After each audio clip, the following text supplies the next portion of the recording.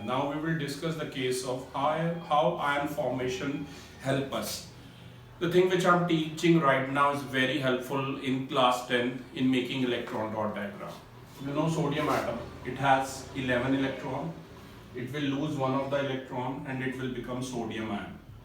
So the equation is Na gives Na plus electron.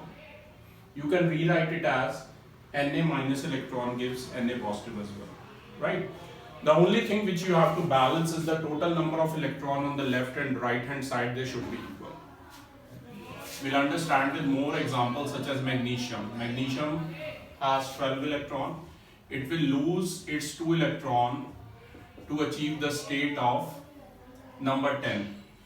Magnesium ion has 10. You can see left hand side has 12 electron and right hand side also has 10 plus 2, 12 electron. And you can rewrite it like this also. Mg minus 2 electron gives Mg2 positive. It is one and the same thing. Similarly, you can take the example of different elements such as aluminium. Aluminium has 13 electron. It will lose its 3 electron and it will become aluminium ion.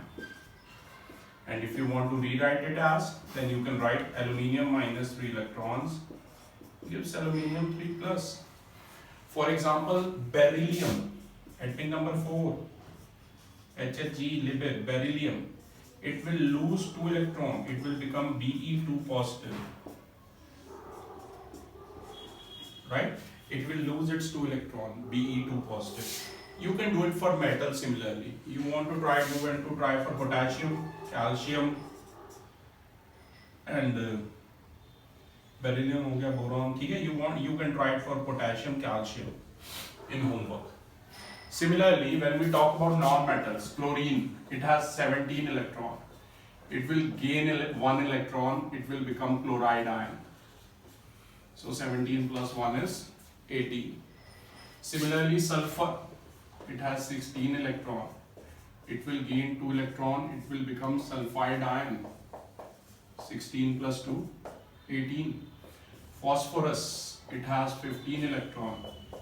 It will gain 3 electron. It will become